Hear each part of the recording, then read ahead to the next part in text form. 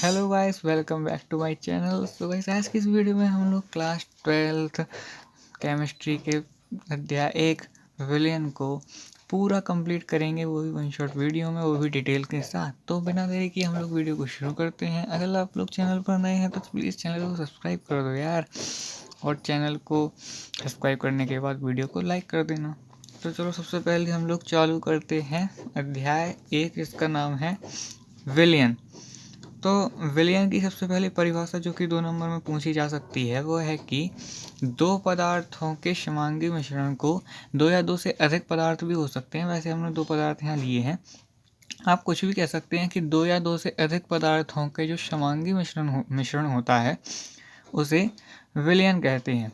दूसरी चीज़, ये जो विलियन होते हैं वो कई प्रकार के होते हैं, एक अंगी, द्विअंगी, त्रिअंगी, चतुरंगी, ऐसे बहुत सारे हो सकते हैं। लेकिन मेनली जो हमें क्लास 12th में पढ़ना है वो द्विअंगी विलियन है, इसलिए हम लोग द्विअंगी की ही चर्चा इस वीडियो में करेंगे। सबसे पहले द्विअंगी विलियन, जिसमें 2 घटक हों। जैसे एक अंगी होगा तो उसमें सिर्फ एक घटक होगा, द्विअंगी है तो इसमें क्या हो, 2 घटक हों। जैसे कि एग्जाम्पल के रूप में NaCl एक क्यू यानी कि लिक्विड लिया है हमने NaCl सोडियम क्लोराइड को। ठीक है, यहाँ तक समझ में आ गया।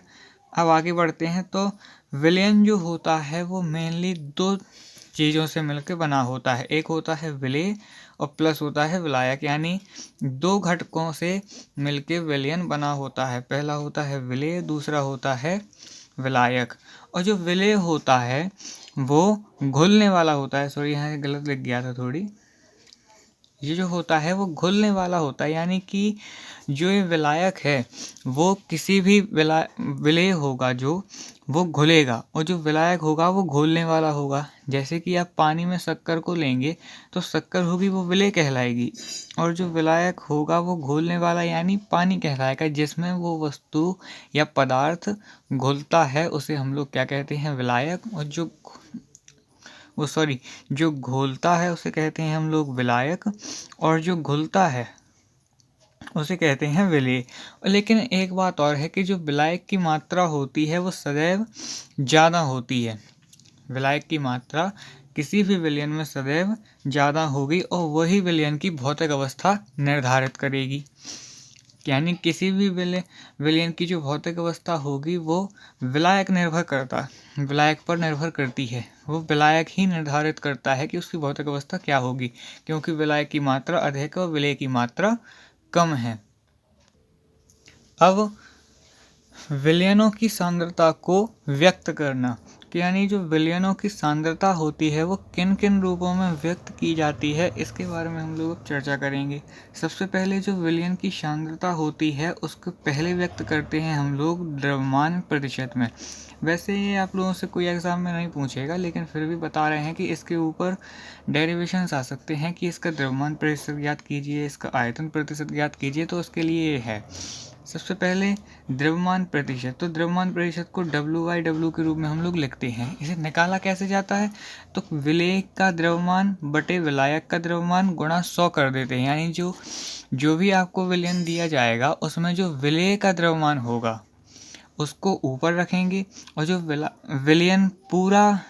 विलयन होगा उसका जो द्रव्यमान होगा उसको हम लोग नीचे रख के उसमें भाग देंगे और गुणा कर देंगे 100 से। तो हमारा निकल आएगा द्रव्यमान प्रतिशत। दूसरा हम लोगों के पास है आयतन प्रतिशत, यानी कि विलयन की सांद्रता को दूसरा आयतन प्रतिशत के रूप में व्यक्त किया जाता है। इसमें भी कुछ नहीं होता है, विलेय का आयतन, यहाँ पर द्रव्यमान था तो यहाँ पर आयतन आ गया, और बटे विलयन का आयतन और गुणा कर देंगे 100 से। तो ये भी हमारा आयतन प्रतिशत निकल आएगा। एग्जाम्पल के रूप में मान लीजिए कि विलेय 5 ग्राम लिया हम लोगों ने, और विलायक जो लिया है वो 45 ग्राम है, और हमें पता है कि विलेय प्लस विलायक बराबर विलयन होता है। तो यहाँ पर द्रव्यमान प्रतिशत का हम लोग उदाहरण देख रहे हैं। सबसे पहले W/W। तो द्रव्यमान प्रतिशत क्या था कि विलेय का द्रव्यमान बटे विलायक का द्रव्यमान गुणा 100।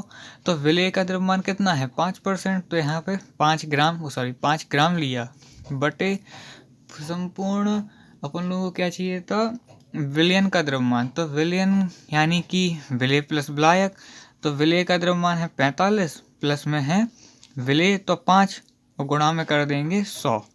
तो यहाँ से हम लोग हल कर लेंगे, 5 से 5 यहाँ कट जाएगा और 1 जीरो से 1 जीरो कट जाएगा, बराबर 5 दाम 45, 10% यहाँ पर आ गया हमारे पास।